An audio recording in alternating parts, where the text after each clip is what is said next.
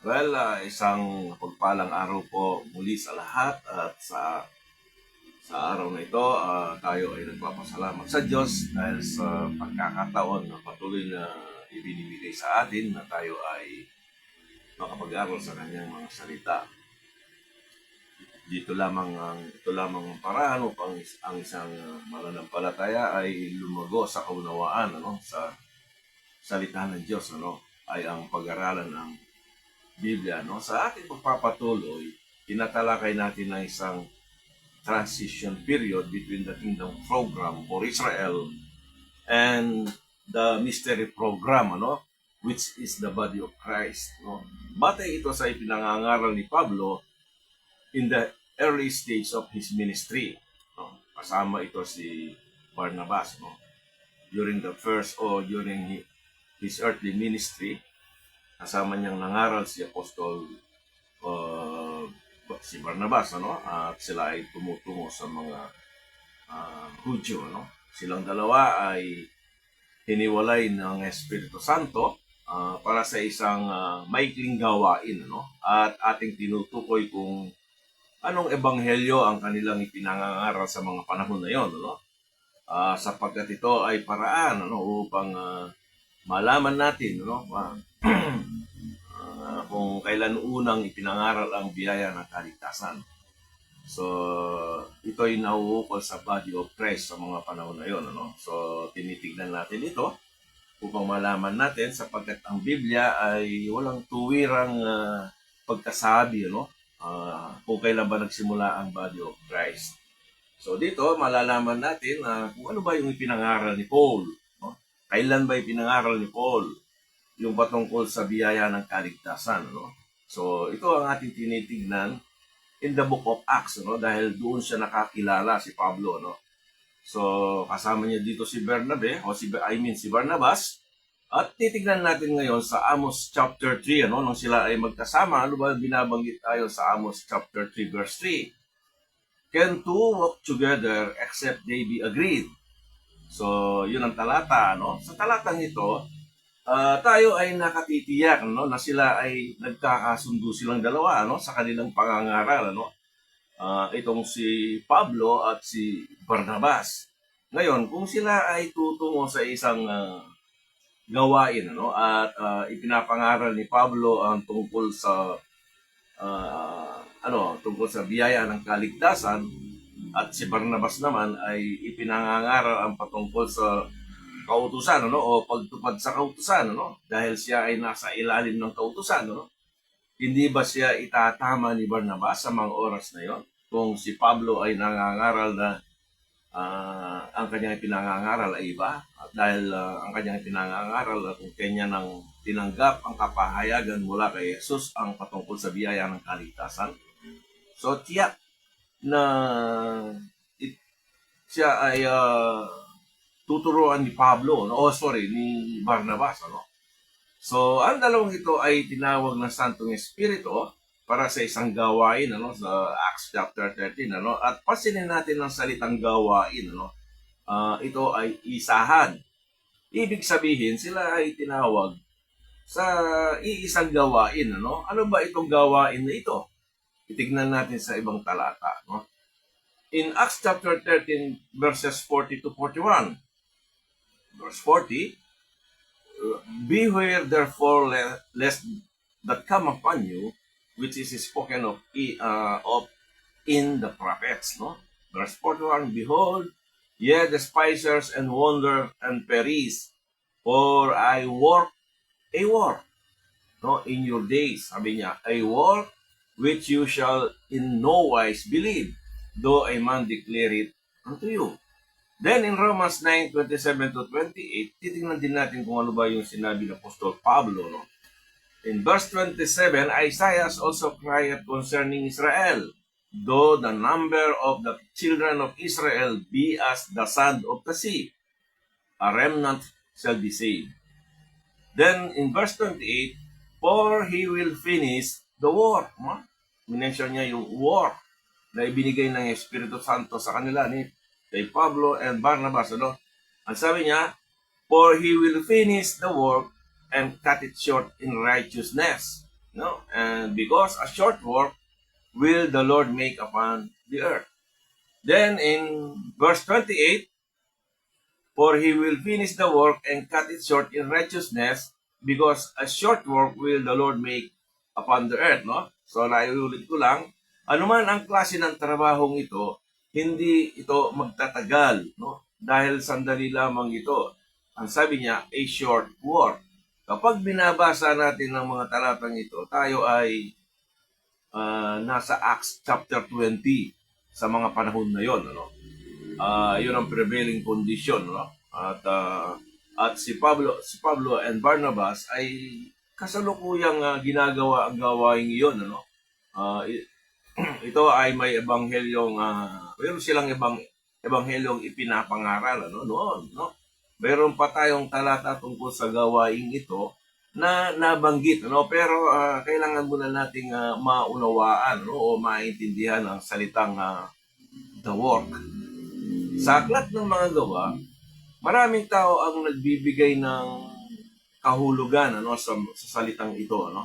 At kahit hindi pa ito nangyayari sa mga panahon na yon, no?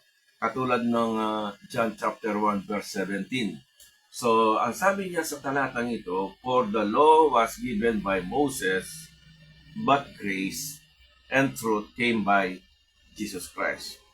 Pansinin natin ang talatang ito, the word grace here is not the dispensation of the grace of God. No? Malinaw na hindi pa ito yung dispensation of the grace of God, nor it is not, for by grace are you saved through faith, and that is not of yourself, it is the gift of God. Hindi pa yun, ano? Hindi pa yun ang tungkol sa biyaya na nabanggit sa John chapter 1 verse 17, ano? Sapagkat itong biyaya ng kaligtasan na ito, yung dispensation of the grace of God, ipinahayag lang ito after na si Pablo ay naligtas, no?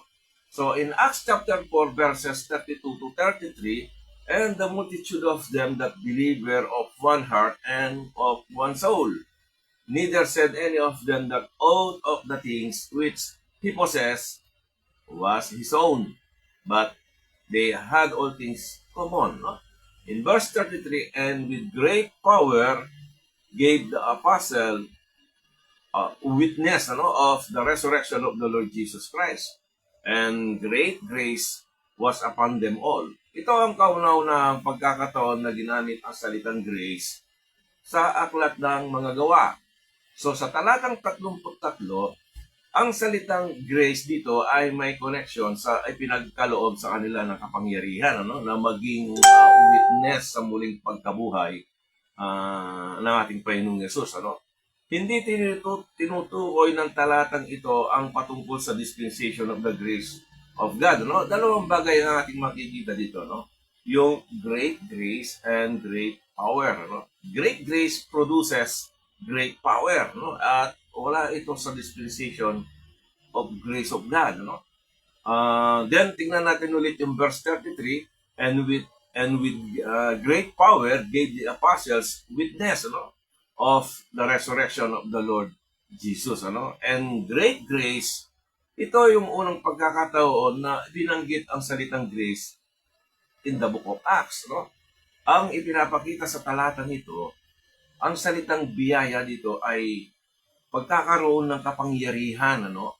Now, in Acts chapter 11, tingnan natin itong Acts chapter 11, nang si Barnabas ay nakarating sa Church of Antioch.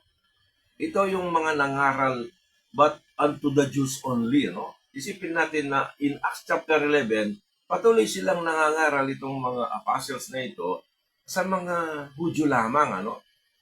And they became great witnesses, ano?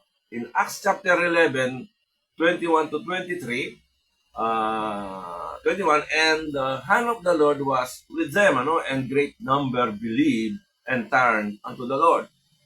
Then tidings of these things came unto the ears of the church which was in Jerusalem, ano, and they sent forth Barnabas that he should go as for us Antioch. Verse 23, who when he came and had seen the grace of God, was glad and exhorted them all that with purpose of heart, they would cleave unto the Lord. No? Ang salitang grace of God sa talatang 23, madalas it was misunderstood ng iba, no? Sila ay nagkakamali dahil hindi nila tinatanggap ang kasalukuyang nangyayari sa mga panahong na isulat ng mga talatang ito. Kaya kapag nabasa nila ang grace of God sa talatang ito, para sa kanila, that is the dispensation of the grace of God. Ang salitang ito, the grace of God, ay connected sa talatang 21, no? Ang dakilang kapangyarihan nilang taglay ay dahil ang kamay ng Diyos ay nasa kanila, no? Yun ang nagagawa ng Diyos, yun ang biyaya ng Diyos, no? Dahil sa kanyang kapangyarihan ito na nakita ng mga tao, maraming bilang ang sumampalataya, no? So, yun ang biyaya ng Diyos, ano? Na dahil sa kanila, yung kapangyarihan na ibinagkaloob ng Diyos sa kanila, no? Maraming nakakita sa mga himala na ginawa ng mga apostles at sila ay manampalataya sa Diyos. In verse 23, who when he came and had seen the grace of God, nung nakita ng mga tao ang biyaya ng Diyos, ano, was glad and exhorted them all that with purpose of heart they would cleave unto the Lord. Take note, ang mga salitang ito, no, cleave unto the Lord, ay hindi ginagamit sa body of Christ, no? Dahil tayo ay kay Kristo na, no? Ang ating buhay ay nakatagong kasama ni Kristo sa Diyos, no? Hindi tayo,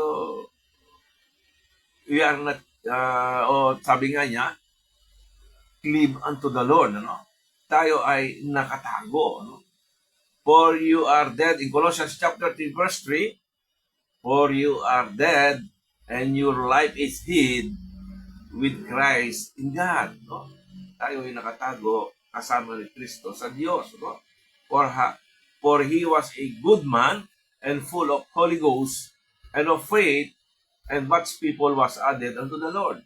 Ang taong ito ay puspos ng Santong Espiritu, no? Kaya nakikita niya ang biyaya ng Diyos. Alam din niya ang mga nangyayari at alam niya ang mga taong ito ay hindi sila naligtas sa Ebanghelyong for by grace are you saved through faith. And that is not of yourself, it is the gift of God. Itong biyayang ito, itong Ebanghelyong ito, ito ang ating Ebanghelyo sa panahon natin ngayon. But during those days, during the early days of Paul and Barnabas, hindi ito ang kanilang preaching, ano? Tandaan, ang ating paksa ay patungkol kung kailan nagsimula ang body of Christ.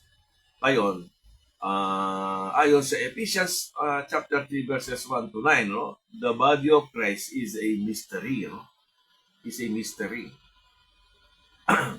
Hid in God since the world began, no? At ang unang ipinahayag at ito ay unang ipinahayag kay Apostol Pablo, no? Ang misteryong ito ay pagsasama ng mga Hudyo at mga Hentil sa isang katawan, no?